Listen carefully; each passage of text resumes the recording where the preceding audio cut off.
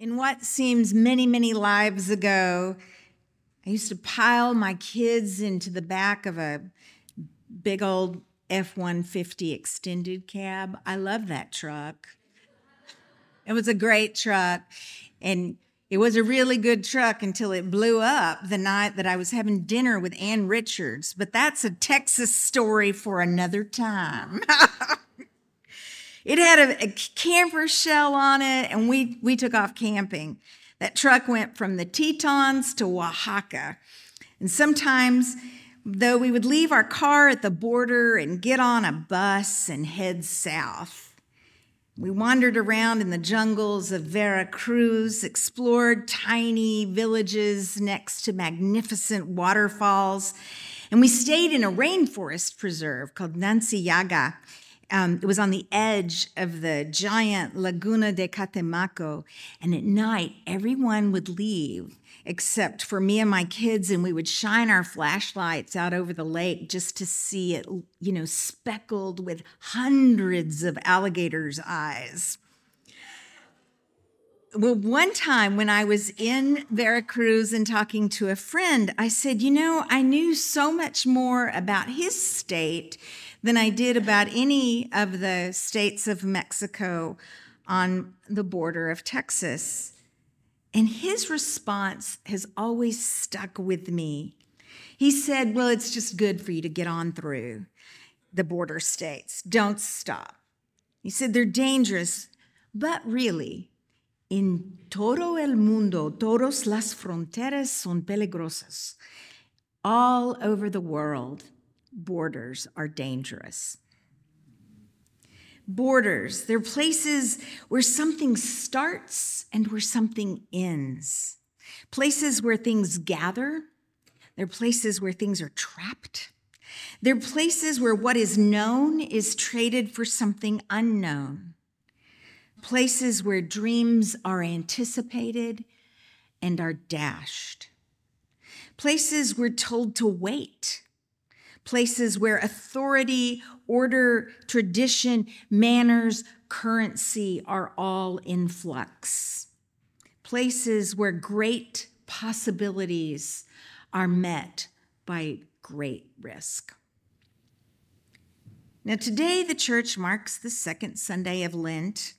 It's a clear in-between time, a time between Epiphany, when we recognize and acknowledge the divine in the world, and a time where we reject this holy light. For us, it's the beginning of a spring, even though the calendar tells us it's still winter. But it's clearly a border time for us. Every person I've known in the past few days has acknowledged the exquisite beauty of the days, but with this kind of hushed whisper, as if not to tempt the fates, knowing what lies just a few weeks down the road for all of us. Border time.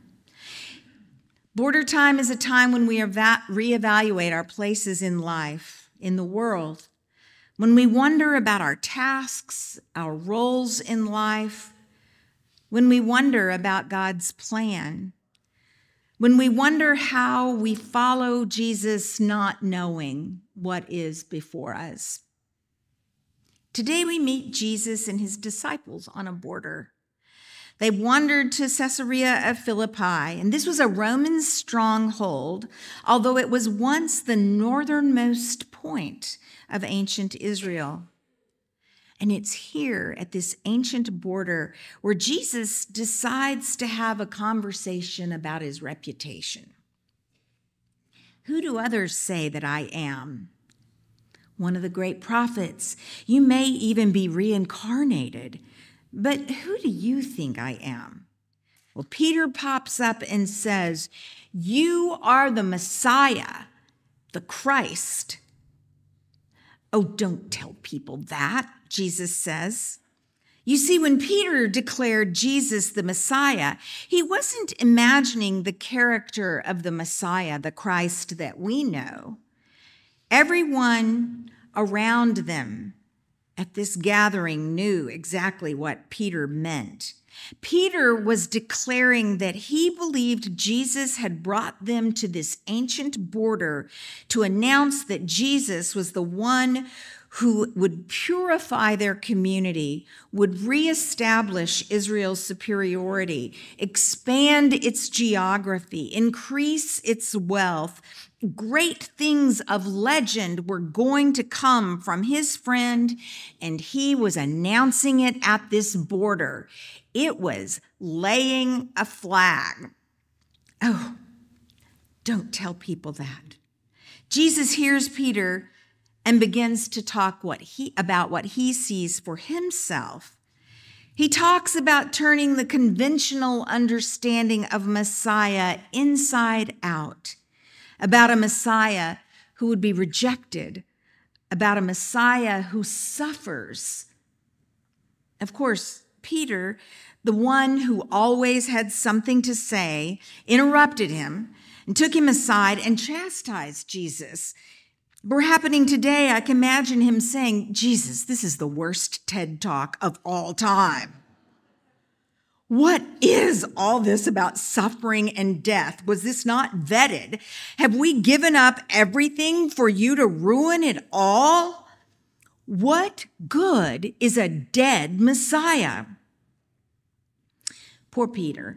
He was always eager to pipe up, and he always said the wrong thing. This isn't at all what Jesus had in mind. So much so that Jesus calls his dear friend Peter Satan. Stop talking about all of this. Stop tempting me with worldly ways. Have I given up everything for you to ruin it all? But then the story changes. Jesus seems fed up trying to teach by lecturing. He turns to those gathered and says, look, really, if you want to learn what I'm trying to say, then be like me. Follow me. And then he raises the ante and he says, if you want to follow me, pick up a cross. Follow me. Oh, this has become a frightening border indeed. Peter, like most of us, wants security. We want to be assured that we will succeed. We want to believe that Jesus is our superhero who solves all the wrongs in the world. He brings us health and happiness, wealth, long life. We want to know that Jesus will really be the superhero for everyone else without us needing to dirty our own hands. But instead, we're called to follow someone who says, to know what he's saying, we've got to turn away from personal aggrandizement and even our loyalties to social norms that tell us to pursue status or power or achievement and to keep out of trouble, to maintain the status quo. Through the ages, people have turned over and ruminated the concept of self-denial. It has been used in some pernicious ways, especially by people in power who have corrupted it, really to cause other people to suffer. Oh, you've been given a terrible lot in life, but really you shouldn't want more. Go on and deny yourself.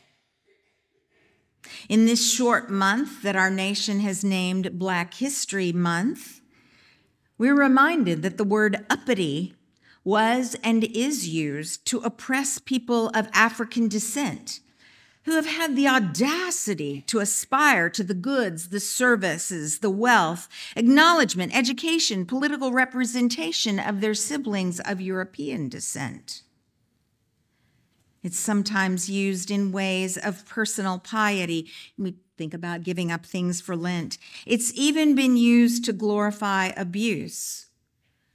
In some religious communities, women are still being told to stay in marriages where they're harmed, that it is their duty to calm the criminal behaviors of their husbands. But I don't think that's what Jesus meant. After all, up until this time, Jesus has taught that the weakest should be cared for, that the body is worth healing, that cultural norms are to be breached, that lives are to be lived in community and lives are to be lived in community without shame.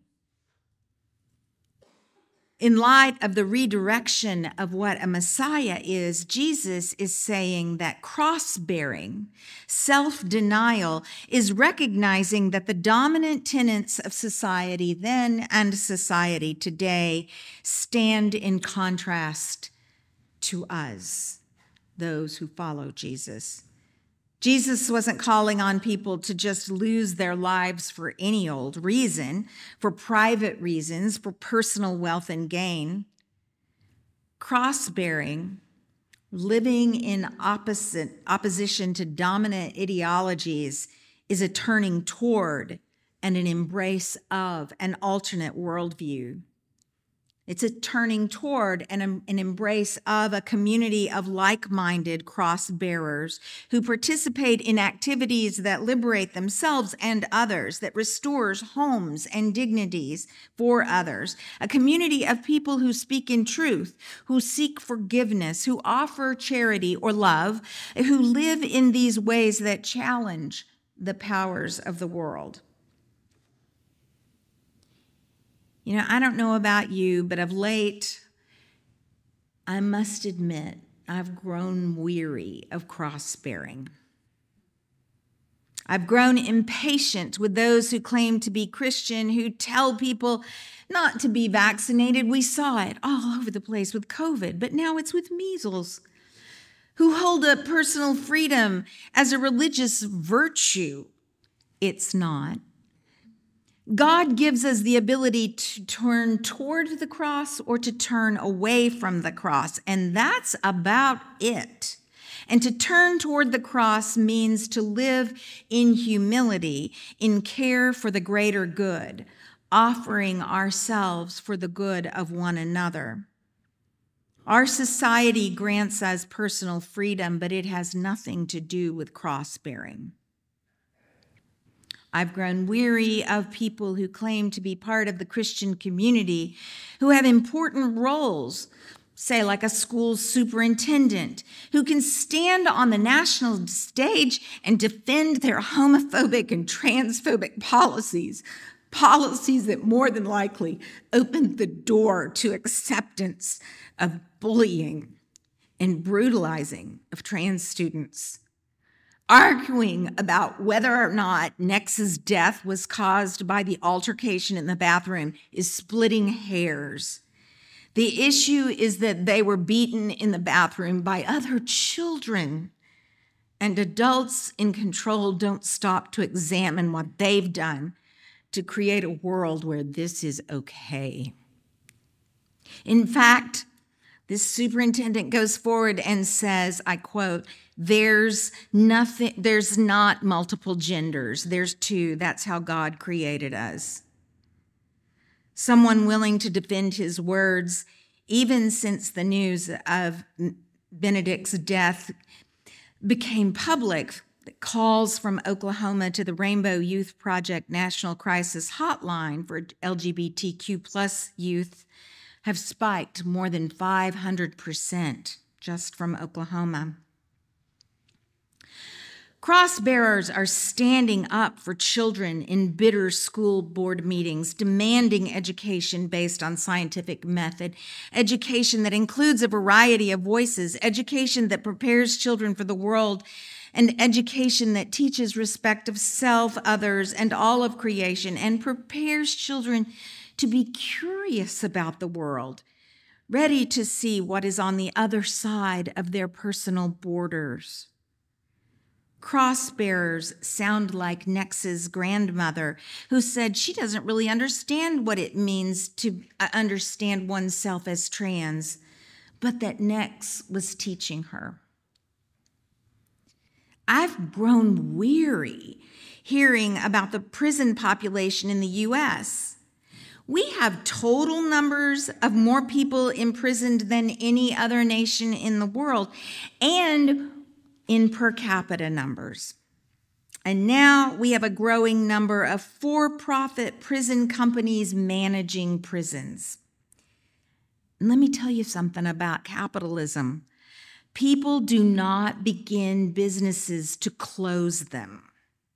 They don't build businesses to make their margins smaller. But through the haze of hatred these systems create, there are cross-bearers working to assure that there are quality early childhood education programs, after-school programs, and that there are training opportunities, and that there is meaningful employment opportunities for all. So as a society, we can stop creating a prisoner class. I've grown weary hearing politicians and pundits hurl slurs of anti-Semitism at cross-bearers who cry out for a ceasefire in Gaza. The pundits and politicians who litter media with extraneous chatter so we don't have to hear how people have followed directions. They've moved to areas they've been instructed to go to, only to be met with no food and no water, no sanitation, and bombs. All the while, there are cross-bearers who bear the whips of name-calling and demand that they are not anti-Semitic, but anti-genocide. Yet as I write this, I am made less weary remembering cross-bearers. We can find inspiration in their willingness to stand up and say, "Get behind me, Satan. There is work to be done. Don't tempt me with exhaustion. Don't tempt me with cynicism. Don't tempt me with the demands of polite society that say I cannot discuss sexuality, politics, or religion.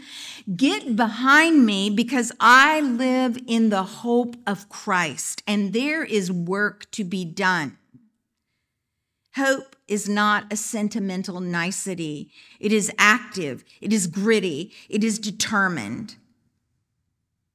Reverend Fred Rogers reminded us that as human beings, our job in life is to help people realize how rare and valuable each one of us really is. He told children that when he was overwhelmed by scary things, his mother encouraged him by telling him to look for the helpers. The helpers are cross-bearers. Helpers look like the people who have been serving at Annunciation House in El Paso for over 50 years. Annunciation House is a network of shelters in El Paso that helps immigrants and refugees who are experiencing homelessness with various needs, including housing, food, and they provide information on how to complete their legal documents to claim asylum in the United States. The nonprofit, which opened its first shelter at a local Catholic church and received support from the church, is said to help hundreds of thousands of refugees who come through El Paso by feeding them, keeping them off the streets, helping them learn how to negotiate our society. But these helpers, cross-bearers at Annunciation House, are standing up to our own state's attorney general who is trying to shut them down, accusing them of being people smugglers. I find hope in cross-bearers like Mr. Vasevich, Annunciation House's legal representative, who is suing our state, saying it is overreaching and that our Attorney General might like to dust off his Bible and read it sometime.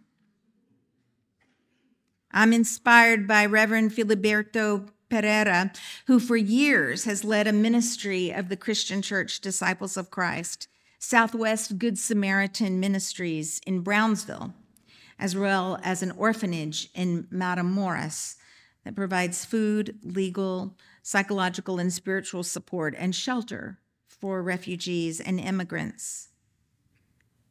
Cross-bearing is difficult. It's exhausting. It's trying. It's ongoing. The work of liberation, compassion, stewardship all continue while we live our lives of joy and hardships, trials, and treasured moments. Cross-bearing cannot happen in isolation. Alone, we cannot bear to carry the burden of these crosses. It's too much. We must engage in this work together, because together we grow and together we sustain one another. And together we bear witness to hope to one another. The work many of you have done for the crop walk is the work of cross-bearing. Not everyone can be in Gaza. Not everyone can write legislation. Not everyone can work in orphanages in Matamoros that accept children orphaned on what the International Organization for Migration deemed in 2022 the deadliest of land routes for migrants in the world. But all of us can support those who are on the front lines of cross-bearing. We can do what we can to pick up and carry the cross for a bit. Remember, even Jesus was met by Simon of Cyrene, who carried his cross for a while. All borders are dangerous, but the most dangerous are those borders between the ways of life and the ways of death. All borders are dangerous, and in the middle of that danger, you will always find cross-bearers. Cross-bearers seek the way of life. Cross-bearers say, my safety is your safety. My security is your security. My resources are your resources. My health is tied to your health. My well-being is tied to your well-being. Borders are imaginary. Life is authentic. I pray that we become cross-bearers, helping people, providing life, love, liberation, and justice for all the rare and valuable others that we meet along the way. Together, it is possible to learn from one another. Together, it is possible to live because of one another. Together, we learn how to be, to know peace, to live with mercy, to witness justice, and to put the temptations of evil far, far behind us. Amen.